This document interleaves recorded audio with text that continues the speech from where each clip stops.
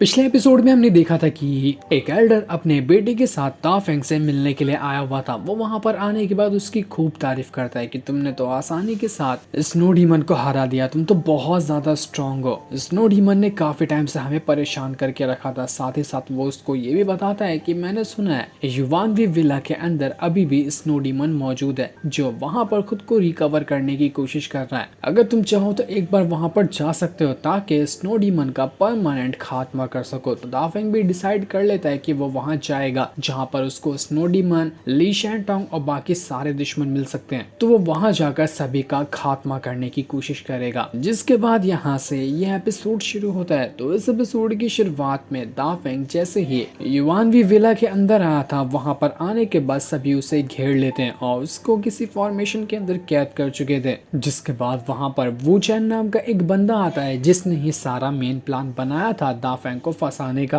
और उसी का ये स्ट्रॉन्ग वाला फॉर्मेशन होता है जिसके अंदर से दाफेंग बाहर भी नहीं निकल पा रहा था। दाफेंग जो था वो यहाँ पर उस वूचेन को देखकर हैरान रह जाता है कि ये वूचेन तो तियानदी रैल्म का बंदा है, जो रैल्म बहुत ज्यादा आगे है अभी हाल फिलहाल की मेरी कल्टीवेशन से। तो अगर इसके साथ फाइट होती है तो बहुत मुश्किल होगा इसको हराना। सारे लोग यहाँ पर कह रहे थे कि दाफेंग अब तो तुम गए, तुम्हारा कोई चांस नहीं है बचने का, हम सब मिलकर तुम्हें मार डालेंगे। वो जो एल्डर का बेटा था वो भी कह रहा था कि पिछली बार तो फाइट रुक गई थी लेकिन इस बार फाइट नहीं रुकेगी, मैं तेरी यहाँ पर जान ले लूंगा। इसके बाद वो दाफेंग के ऊपर अटैक करना शुरू कर देता है, लेकिन दाफेंग ने अपनी डिवाइन फिंगर टेक्निक का इस्तेमाल करते हुए उस बंदे को वहीं पर रोक लिया था। वो वहां पर हिल भी नहीं पाता और ऐसा दाफेंग ने अपनी उंगलियों से उसको टच किया था कि वो जो बंदा था उसके हाथ की हड्डियां ही टूट जाती है सिर्फ दाफेंग के उंगली से छूने की वजह से। साथ ही साथ जो फॉर्मेशन यहाँ पर दाफेंग को पकड़ कर रखा हुआ था वो फॉर्मेशन भी चकनाचूर हो जाता है और दाफेंग यहाँ पर आजाद हो चुका था। इसके बाद दाफेंग उस बंदे को उठाकर वहां से बहुत दूर फेंक देता है। सभी को समझ नहीं आता कि आखिर दाफेंग इतनी आसानी से फॉर्मेशन से कैसे बाहर निकल गया, लेकिन दाफेंग इसके बाद वहां पर सुजाकू तालिस्मान बाहर निकाल लेता है और उसकी मदद से उसने ली शैनटोंग के ऊपर अटैक कर दिया था। लेकिन बाकी सारे लोग मिलकर वहां पर एक प्रोटेक्शन शील्ड क्रिएट कर देते हैं ताकि सुजाकू तालिस्मान के अटैक से ली शैनटोंग को कुछ भी ना हो। उसी के साथ साथ वूचेन जो आया था वो भी यहाँ पर अपनी पावर का इस्तेमाल करते हुए वो सुजाकू तालिस्मान के अटैक को रोकने की कोशिश कर रहा था। उसके पास जो पावर थी वो काफी ज्यादा खतरनाक लग रही थी और अपनी पावर का इस्तेमाल करते हुए वो आसानी के साथ सुजाकू तालिस्मान के अटैक को वहां पर डिस्ट्रॉय ही कर देता है, जिस वजह से वहां पर एक बहुत ही जोरदार धमाका हो चुका था। ये देखकर दाफेंग यहाँ पर सोच रहा होता है कि सच में ये बंदा तो बहुत ज्यादा स्ट्रॉन्ग है, लेकिन कोई बात नहीं, मैं ऐसे यहाँ से भागूंगा तो नहीं, अगर ये मेरे ऊपर अटैक करता है तो मैं भी इससे लड़ने के लिए पूरी तरह से तैयार हूँ। तो दाफेंग वहां पर फिर से एक और सुजाकू तालिस्मान बाहर निकाल लेता है और उसको सीधा वूचेन की तरफ ही भेज देता है। लेकिन वूचेन भी अपनी पावर का इस्तेमाल करना शुरू कर देता है और उसने अपनी पावर की मदद से दूसरे वाले सुजाकू तालिस्मान की भी हालत खराब कर दी थी। वो वाला तालिस्मान भी डिस्ट्रॉय हो जाता है। तो ये देखकर दाफेंग चिकन को सामने लेकर आता है। चिकन ने यहाँ पर अपनी पावर का इस्तेमाल करते हुए खुद को काफी ज्यादा बड़ा बना लिया था और दाफेंग उसके ऊपर सवार होकर वहां से भागने लग जाता है। सभी लोग कह रहे थे कि दाफेंग ऐसा भाग क्यों रहा है, डर गया क्या हमसे, हिम्मत है तो फाइट करके दिखाना। लेकिन दाफेंग तो कुछ और ही प्लान बना कर रखा था। वो वहां से थोड़ी दूर भाग कर आता है और जंगल में एक जगह पर आकर छुप जाता है। वूचेन उसी का पीछा कर रहा था तो वूचेन को दिखाई नहीं देता कि आखिर ये दाफेंग कहाँ चला गया। वो दाफेंग को ढूंढते हुए जंगल में बहुत दूर जाकर निकल जाता है और इस चीज को देखने के बाद दाफेंग कह रहा था कि मेरा प्लान कामयाब रहा, मैंने इस पावरफुल वूचेन को तो इन लोगों से अलग कर दिया, तो अब यहाँ पर ली शैनटोंग, स्नो डीमन और बाकियों को मेरे पावर से कोई भी नहीं बचा सकता, मैं सबको खत्म कर दूंगा। तो वहीं ली शैनटोंग और उसके जितने भी साथी थे वो सभी अपनी बाकी साथियों को देख रहे होते हैं कि किनकी जान गई है और कौन अभी जिंदा है। कुछ ही देर के अटैक में दाफेंग ने बहुत सारे लोगों को यहाँ पर मार गिराया था। वो सभी आपस में बातें कर रहे होते कि एल्डर ने हमें बताया था दाफेंग उतना भी ज्यादा स्ट्रॉन्ग नहीं है, अगर हम सब मिलकर एक साथ अटैक करते हैं ना तो उसको हराया जा सकता है, लेकिन इस दाफेंग ने तो हम सबको एक साथ ही चकमा दे दिया, ये तो बहुत ज्यादा पावरफुल है, हमने इसको कमजोर समझने की गलती कर दी, इस वजह से देखो हमारे कितने साथी यहाँ मारे जा चुके हैं, अगली बार दाफेंग दोबारा दिखता है ना तो मैं उसकी जान ले लूंगा। लेकिन वो यहाँ पर बातें सोच रहे थे कि तभी वहां पर दाफ पहुंच जाता है जो उनसे कह रहा था कि क्यों, क्या हुआ, मुझे ही याद कर रहे थे क्या, देखो तुमने मुझे याद किया और मैं यहाँ पर आ गया, स्वागत नहीं करोगे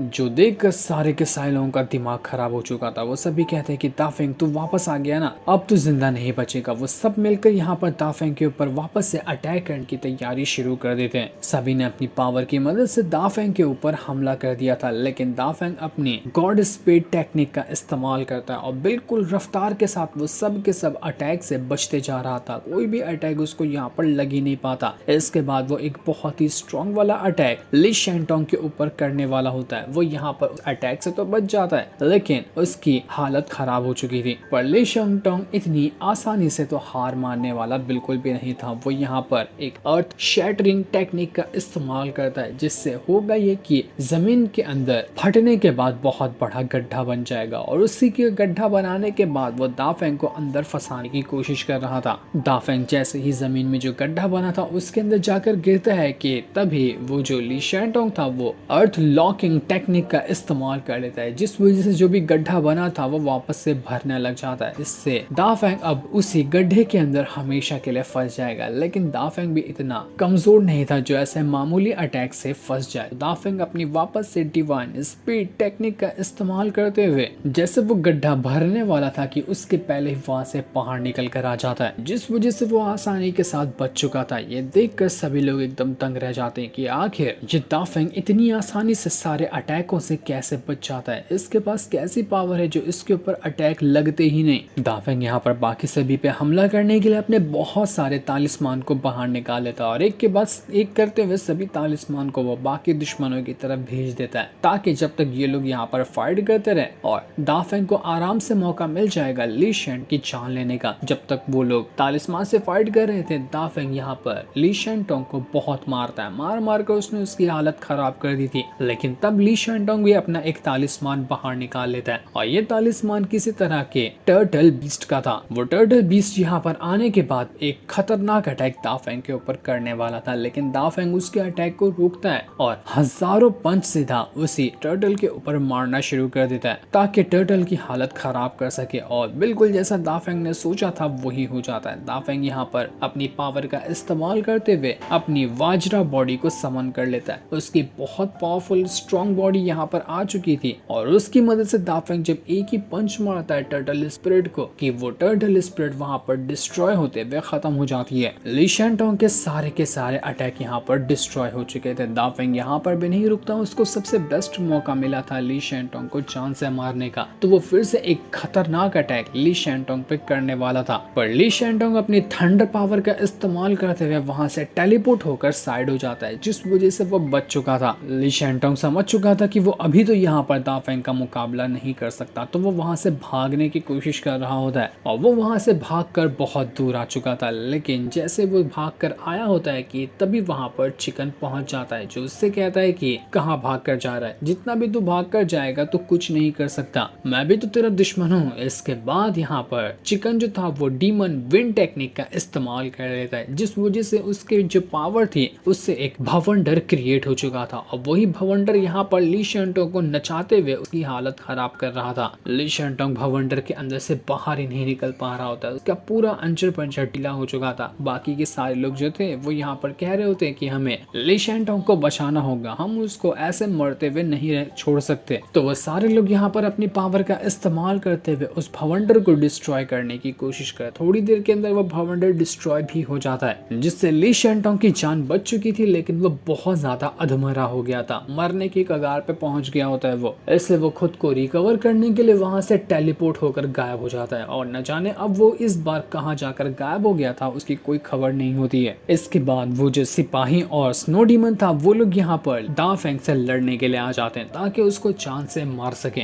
दाफेंग भी यहाँ पर गुस्से में था कि ली शैनटोंग तो बचकर भाग गया, अब मैं इन दोनों को नहीं छोड़ने वाला। इन दोनों ने मिलकर ही ली शैनटोंग को भगाने में मदद की है। इसके बाद वो जो स्नो डीमन था वो अपनी एक बहुत ही खतरनाक और जायंट स्नेक स्पिरिट को समन कर लेता है और उसी स्नेक स्पिरिट को उसने दाफेंग की तरफ भेज दिया था ताकि वो दाफेंग की जान ले सके। स्नेक स्पिरिट यहाँ पर दाफेंग के ऊपर हमला करते हुए उसको जकड़ने की कोशिश कर रही थी ताकि उसको दबाते हुए दाफेंग का दम घुटकर उसको जान से मार दे। स्नो डीमन तो बड़ा खुश था कि अब तो मैं भी देखूं कि यहाँ पर किस तरह से दाफेंग इस अटैक से बचता है। यह अटैक बहुत ज्यादा खतरनाक है और मेरी स्नेक स्पिरिट को जान से मार देगी। लेकिन उसने दाफेंग दाफेंग को कुछ ज्यादा ही कमजोर समझ लिया था कि दाफेंग यहाँ पर छोटे मोटे अटैक से मारा जाएगा, पर ये उसकी गलत फहमी होती है। दाफेंग ने अपनी थोड़ी ही पावर का क्या इस्तेमाल किया था, वो जो स्नेक स्पिरिट थी बस एक ही बार के अंदर खत्म हो जाती है। स्नेक स्पिरिट तो कुछ भी नहीं कर पाई। इसके बाद दाफेंग दोबारा खुद को छोटा कर लेता है और सभी से कहता है कि तुम लोग तो मेरा कुछ नहीं कर सकते, तुम्हारी तो हवा निकल गई। ली शैनटोंग को भगाकर तुमने अच्छा नहीं किया। तो बाकी सभी लोग उससे कह रहे होते हैं कि हमने अभी तक की हार नहीं मानी है, तू वापस से आके फाइट करना चाहता है तो फाइट कर, जिगरा होगा तो बिगड़ तालिस्मान के फाइट करेगा। तालिस्मान का इस्तेमाल करके तू यहाँ पर बता रहा है कि तेरी पावर कम है और तू खाली तालिस्मान का सहारा लेता है। लेकिन दाफेंग यहाँ पर सोच रहा था कि किसी भी टाइम पे वू चेन दोबारा यहाँ पर वापस आता होगा, तो मेरा असल में दुश्मन है ली शैनटोंग। वू चेन से पंगा लेकर मतलब नहीं है, इसलिए मुझे अभी यहाँ से निकलना होगा ताकि जब मुझे मौका मिले तो मैं ली शैनटोंग को पकड़कर उसकी जान ले लूं। इसलिए दाफेंग चिकन पे सवार होकर पूरी रफ्तार के साथ वहाँ से भाग जाता है। जो सीन दिखाते ही ये एपिसोड यहीं पर एंड हो जाता है। Thanks for